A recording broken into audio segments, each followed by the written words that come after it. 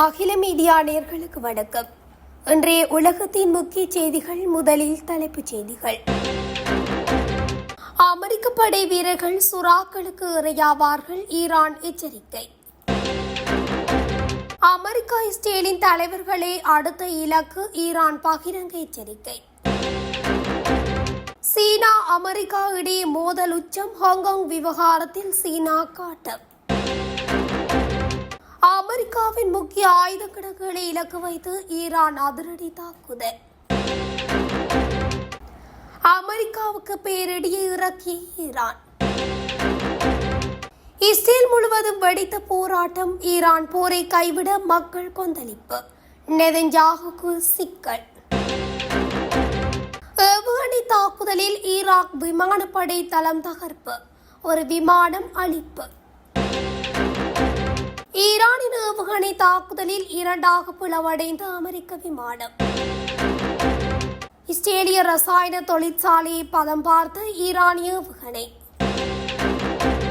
Spain அடுத்த தடையால் ஐரோப்பாவில் உள்ள அமெரிக்க ராணுவ தளங்களுக்கு எழுந்துள்ள நெருக்கடி. சீனா வடகொரியா விமான சேவை 6 ஆண்டுகளுக்கு பிறகு மீண்டும் ஆரம்பம். தொடர்பென விரிவான செய்திகள். ஈரானுக்கு எதிராக தரைவழியை தாக்குதல் நடத்த அமெரிக்கா தயாராகி வருகிறது என ட்ரம்ப் கூறி வருகிறார். அப்படி தரைவழி தாக்குதல் நடத்தினால் அதற்கு பதிலடி தர தயாராக இருக்கின்றோம் என்று ஈரான் தெரிவித்துள்ளது.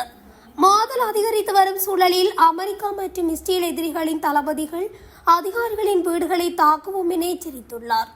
ஈரானை ட்ரம்ப் தொடர்ந்து மிரட்டிக்கொண்டே அமெரிக்க படைகளை போர்ப்போதிலிருந்து விலக்கி மக்கள் தொகை அதிகம் இருக்கும் பகுதிகள் மற்றும் பொருளாதார மையங்களில் சென்று ஒழித்து வைத்துக் கொள்கின்றார் என ஈரானிய ஊடகங்கள் தெரிவித்தன. இதனை சுட்டிக்காட்டி அந்த செய்தி தொடர்பான குற்றம் சாட்டியுள்ளார். ட்ரம்ப் குறிப்பிட்ட தரைவழி தாக்குதல் அச்சுறுத்தல்கள் நடந்தால் பின்னர் பாரசீக வளைகுடாவில் உள்ள சுறாக்களுக்கு அமெரிக்க படை தளபதிகளும் வீரர்களும் இரையாவார்கள் என்று அது தொடர்பாக வெளியிடப்பட்ட ஈரானின் அறிக்கை எச்சரித்துள்ளது.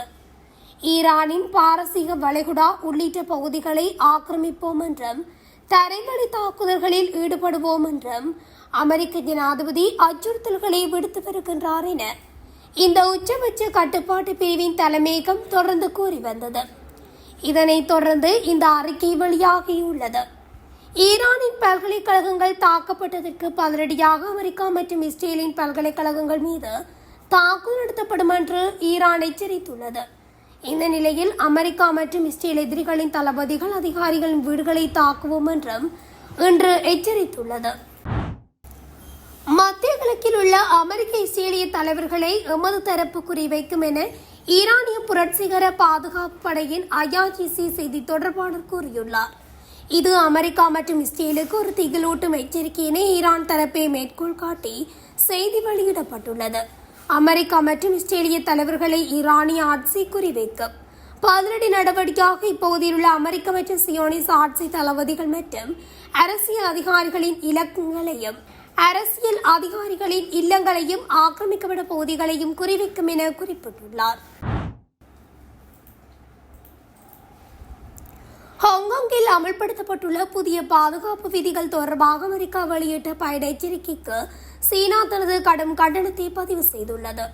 ஹாங்காங்கிற்கான சீன ராஜதந்திரி குயின் ஜியான்சுன் அமெரிக்க தூதரக அதிகாரி ஜூலி ஈடேவை கடந்த மார்ச் 27 அன்று நேரில் சந்தித்து வலுவான அதிருப்தி மற்றும் உறுதியான எதிர்ப்பை வெளிப்படுத்தியதாக சீன வெளியுறவு அமைச்சகம் தெரிவித்துள்ளது.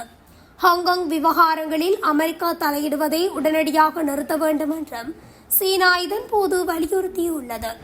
அண்மையில் ஹாங்காங் அரசு தனது தேசிய பாதுகாப்பு சட்ட விதிகளில் மாற்றங்களை செய்தது. இதன்படி தேசிய பாதுகாப்பு தொடர்பான விசாரணைகளின் போது மின்னணு சாதனங்களின் கடவுச்சொற்களை வழங்க மறுப்பது குற்றமாக அறிவிக்கப்பட்டுள்ளது. இதற்கு பதிலடியாக அமெரிக்க தூதரகம் மார்ச் 26 அன்று ஒரு எச்சரிக்கையை வெளியிட்டது. அதில் புதிய விதிகளின் கீழ் அமெரிக்க குடிமக்கள் கைது செய்யப்பட்டால் உடனடியாக தூதரகத்தை தொடர்பு கொள்ளுமாறு அறிவுறுத்தப்பட்டிருந்தது.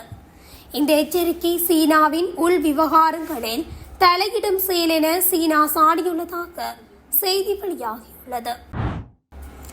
அமெரிக்காவுடன் தொடர்புடைய மத்திய கிழக்கு தளங்களில் உள்ள ஆயுத கிடங்குகளுடன் வான்வெளி மற்றும் ஆளில்லா விமான செயல்பாட்டு உட்கட்டமைப்புகளை ஈரானின் கடுமையாக தாக்கியுள்ளது.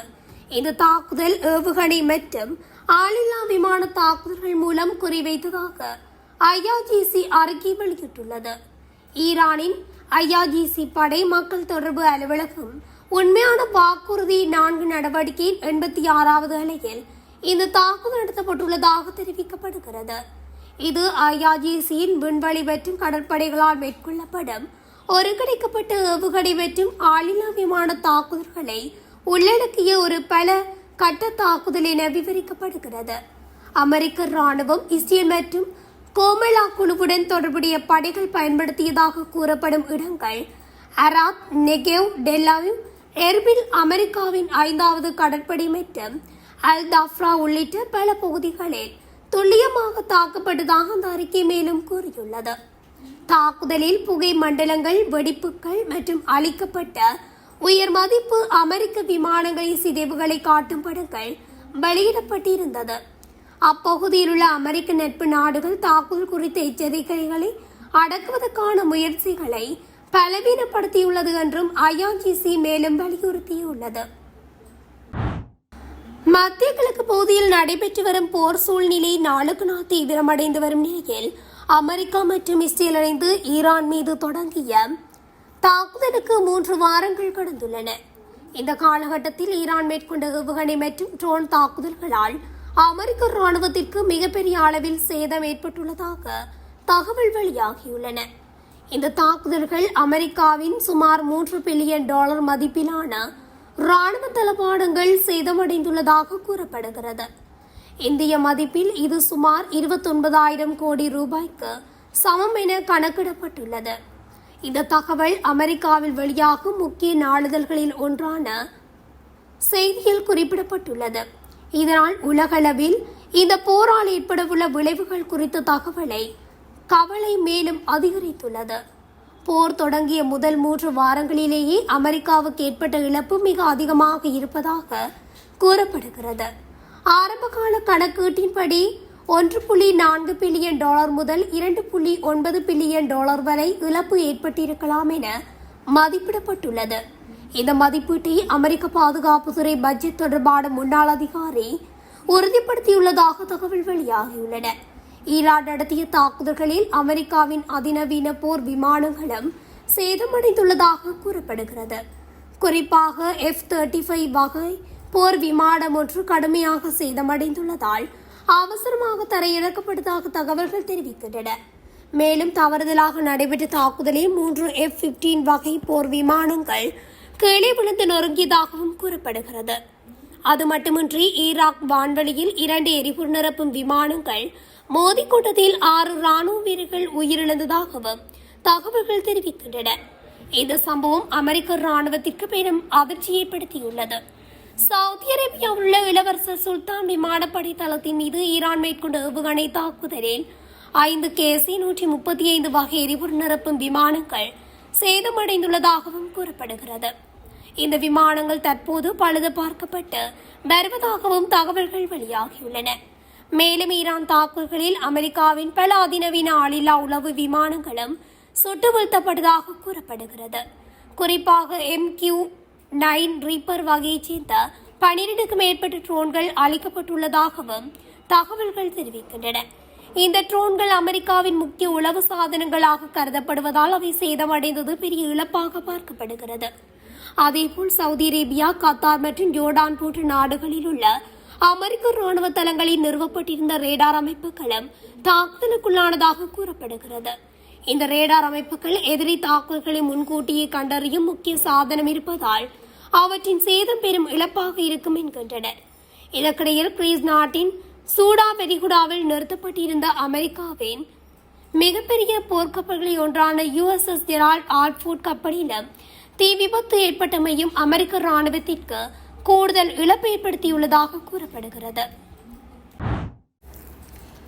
ஈரான் மீதான போரை உடனடியாக கைவிட வேண்டும் என்று வலியுறுத்தி இஸ்ரேல் முழுவதும் பொதுமக்கள் வீதிகளில் இறங்கி போராட்டத்தை தொடங்கியுள்ளனர். இது இஸ்ரேல் பிரதமர் பெஞ்சமின் நெதன்யாகுவிற்கு சிக்கலை ஏற்படுத்தியுள்ளது. ஈரான் மீது இஸ்ரேலும் அமெரிக்காவும் போர் புரிந்து வருகின்றன. கடந்த மாதம் 28ஆம் தேதி தொடங்கிய இந்த போர் ஒரு மாதத்தை கடந்துள்ளது. ஈரான் உயர்மட்ட தலைவர் ஐதுல்லா அலி கமேனி கொல்லப்பட்டுள்ளார். அவர் முதல் நாளிலேயே போரில் கொல்லப்பட்டிருந்தார். இதனால் எளிதில் ஈரானை வீழ்த்திவிடலாம் என்று அமெரிக்காவும் இஸ்ரேலும் நினைத்தன. ஆனால் ஈரான் இரு நாடுகளுக்கும் பணியவில்லை. அமெரிக்கா இஸ்ரேலுக்கு தொடர்ந்து பதிலடி கொடுத்து வருகிறது. இதனால் இந்த போர் ஒரு மாதத்தை கடந்தும் தொடர்ந்து நடந்து வருகிறது. ஈரான் இஸ்ரேலிடையே கடும் பதற்றம் ஏற்பட்டுள்ளது. இஸ்ரேலை பழிவாங்க அவ்வப்போது ஈரான் தனது ஏவுகணைகளை தொடர்ந்து ஏவி தாக்குதல் நடத்தி வருகிறது. இஸ்ரேலின் டெல் அவீவ், ஜெருசலேம் மற்றும் ஹைஃபா உள்ளிட்ட நகரங்களை குறிவைத்து ஈரான் தாக்குதல் நடத்தி வருகிறது. இந்நிலையில் தான் தற்போது ஈரான் போரை கைவிட வேண்டும் என்று இஸ்ரேல் நாட்டுக்குள் பொதுமக்கள் போராட்டத்தை முன்னெடுத்துள்ளனர். நேற்று முன்தினம் இரவில் பொதுமக்கள் இஸ்ரேலின் பல்வேறு இடங்களில் வீதிகளில் இறங்கி போராட்டம் நடத்தியுள்ளனர். இதில் நெதன்யாஹுவுக்கு எதிராகவும் போராட்டங்களில் ஈடுபட்டுள்ளனர். டெல் அவீவ், ஹைபா, ஜெருசலேம் உள்ளிட்ட முக்கிய நகரங்களில் பொதுமக்கள் பேரணி சென்றனர். ஜெருசலேம் பாரிஸ் சதுக்கத்தில் பிரதமர் பெஞ்சமின் நெதன்யாஹுவின் வீட்டின் அருகே 250க்கும் அதிகமானவர்கள் திரண்டு ஈரான் போரை எதிர்த்தனர். பிரதமர் அலுவலகத்தை முற்றுகையிட முயன்றனர். அப்போது அவர்கள் ஈரான் போரை உடனடியாக நிறுத்த வேண்டும் என்று பெஞ்சமின் நெதன்யாஹுவுக்கு எதிராக கோரிக்கை வைத்தனர். அத்தோடு அவருக்கு எதிராக கோஷமிட்டனர். இதனால் பெரும் பரபரப்பான சூழல் ஏற்பட்டது. உள்நாட்டிலேயே நெதன்யாஹுவுக்கு எதிராக கோஷங்கள் வெடித்தன. இதையடுத்து போலீசார் டெல் அவீவ், ஹைபிமா சதுக்கத்தில் போராட்டத்தில் ஈடுபட்டவர்கள் மற்றும் ஹைஃபாவின் கோரே பகுதியில் போராட்டத்தில் ஈடுபட்டவர்களை தடுத்து கைது செய்தனர். இந்த போராட்டத்தில் சமூக ஆர்வலர்கள் உட்பட பல்வேறு துறைகளைச் சேர்ந்தவர்கள் பங்கேற்றனர். அவர்கள் பிரதமர் பெஞ்சமின் நெதன்யாஹுவின் கொள்கைகளால் ஜனநாயகத்துக்கு பாதிப்பு ஏற்படுகிறது, முடிவில்லாமல் தொடரும் போருக்கு வழிவகுக்கிறது என்று நெதன்யாஹுவுக்கு எதிராக எதிர்ப்பு தெரிவித்தனர். மேலும் ஈரான் மீதான போரால் இஸ்ரேல் மக்களின் இயல்பு வாழ்க்கை பாதிக்கப்பட்டுள்ளது. ஏவுகணை தாக்குதல் தொடர்பான பீதியில் வாழ வேண்டிய நிலை உள்ளது. இதனால் இஸ்ரேல் உடனடியாக ஈரான் போரை கைவிட வேண்டும் என்று குறிப்பிட்டு இந்த போராட்டம் இஸ்ரேலில் ஏற்படுத்தப்பட்டுள்ளமை பதற்றத்தை ஏற்படுத்தியுள்ளது. இதனால் நெதன்யாஹுவுக்கும் சிக்கல் நிலை ஏற்பட்டுள்ளது. ஈராக்கின் முகமது அலா விமானப்படை தளம் மீது ஏவுகணைகள் தாக்கியதில் ஈராக் விமானப்படைக்கு சொந்தமான ஒரு விமானம் அளிக்கப்பட்டதாக ஈராக் பாதுகாப்பு அமைச்சகம் தெரிவித்துள்ளது. பாக்தாத் சர்வதேச விமான நிலையத்துக்கு அருகில் இன்று அதிகாலை நடந்த இந்த தாக்குதலில் எந்த உயிரிழப்பும் ஏற்படவில்லை. தனது இணையதளத்தில் வெளியிட்ட ஒரு புதுப்பிப்பில் ஈராக் பாதுகாப்பு அமைச்சகம் ராணுவ அமைப்பையும் அதன் பாதுகாப்பு திறன்களையும் குறிவைத்து ஒரு கோழைத்தனமான மற்றும் குற்ற செயல் என்று அது அந்த செயலை கண்டித்துள்ளது. இதேவேளை இன்று காலை ஈராக் எல்லைக்கு அருகிலுள்ள தனது பல ராணுவ தளங்கள் மீது நடத்தப்பட்ட ஒரு பெரிய அளவிலான ட்ரோன் தாக்குதலை இடைமறித்ததாக சிரிய அரபு ராணுவம் கூறியதாக அந்நாட்டின் அரசு செய்தி நிறுவனம் தெரிவித்துள்ளது. பெரும்பாலான ட்ரோன்கள் இடைமறிக்கப்பட்டு சுட்டு வீழ்த்தப்பட்டதாக ராணுவத்தின் செயல்பாட்டு கட்டளை பிரிவு செய்தி வெளியிட்டமை குறிப்பிடத்தக்கது. சவுதி அரேபியாவில் உள்ள ஒரு விமான தளத்தில் அமெரிக்காவின் கட்டளை மற்றும் கட்டுப்பாட்டு விமானம் ஒன்று அளிக்கப்பட்டிருப்பதை சரிபார்க்கப்பட்ட படங்கள் காட்டுவதாக செய்தி வெளியாகியுள்ளது. அமெரிக்க ராணுவ செய்திகளை வெளியிடும் ஒரு முகநூல் பக்கம் இந்த படங்களை முதலில் பகிர்ந்ததாக தெரிகிறது. E3 சென்ட்ரி விமானம் இரண்டாக பிளவுபட்டிருப்பதை அவை காட்டுகின்றன. சவுதி தலைநகர் ரியாத்தில் இருந்து சுமார் 100 கிலோமீட்டர் தென்கிழக்கில் உள்ள பிரின்ஸ் சுல்தான் விமானப்படை தளத்தில் இந்த புகைப்படங்கள் எடுக்கப்பட்டுள்ளன. படங்களில் காணப்படும் தூண்கள், சேமிப்பு அலகுகள் மற்றும் நடைபாதை பகுதிகளில் உள்ள குறியீடுகள் உள்ளிட்ட அம்சங்கள் செயற்கைக்கோள் படங்களுடன் பொருந்துகின்றன.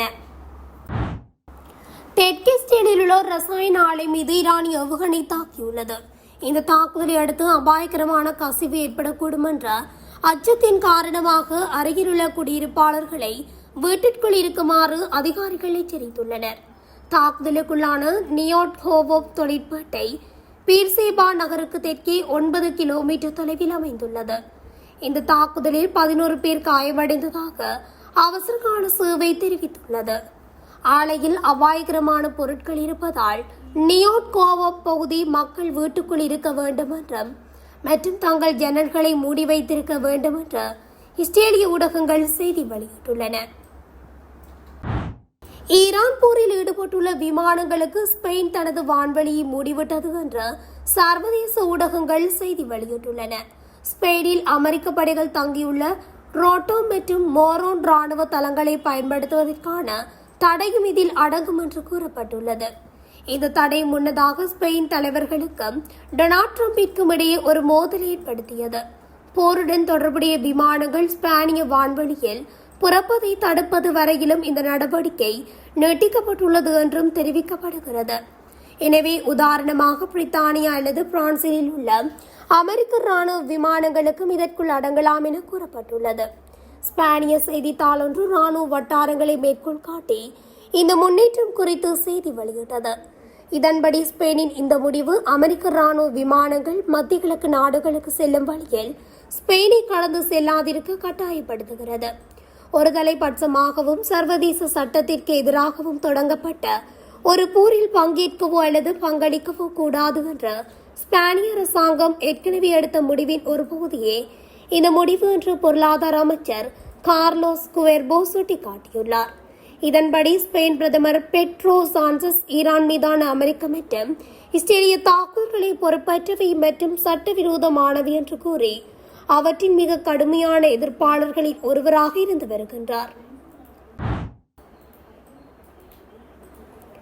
சீனா வடகொரியா விமான சேவை 6 ஆண்டுகளுக்கு பின் இன்று மீண்டும் தொடங்கப்பட்டுள்ளது. சீனாவின் பெய்ஜிங் நகர் முதல் வடகொரியாவின் பியான்ஜாங் நகருக்கு பயணிகள் விமான சேவை 6 ஆண்டுகளுக்கு பின் இன்று மீண்டும் தொடங்கப்பட்டுள்ளது. வடகொரியா சென்றுள்ள சீன ஏர் பயணிகள் விமானத்தை வடகொரியாவுக்கான சீன தூதுவர் உட்பட பலரும் அங்கு வரவேற்றனர். இரு நாடுகளுக்கும் இடையே ரயில் சேவை கடந்த மார்ச் 12 அன்று தொடங்கியது. கோவிட் பெருந்தொற்று காலம் தொடங்கிய 2020 முதல் சீனா வடகொரியா இடையே ரயில் மற்றும் விமான சேவைகள் நிறுத்தப்பட்டது. பெருந்தொற்று காலத்தில் மற்ற நாட்டு பயணிகளுக்கு தடை விதித்த வடகொரியா 2024 ஆண்டு ரஷ்ய பயணிகளுக்கு அனுமதி அளித்துள்ளது. பெருந்தொற்று தடைக்கு முன்னர் வடகொரியாவுக்கு செல்லும் பயணிகளில் 90% பேர் சீனர்களாக இருந்தனர். ஆனால் பின்னர் மீண்டும் அந்த பயணத்தை தொடங்குவதற்கு சீனா தாமதப்படுத்தியதன் காரணம் தெரியவில்லை என்றும் கூறப்பட்டுள்ளது. இத்துடன் அகில மீடியாவின் இன்றைய உலகத்தின் முக்கிய செய்திகள் நிறைவடைகின்றன. தொடர்ச்சியாக செய்திகளை அறிந்து கொள்ள அகில மீடியா ஊடகத்துடன் இணைந்திருங்கள். நன்றி, வணக்கம்.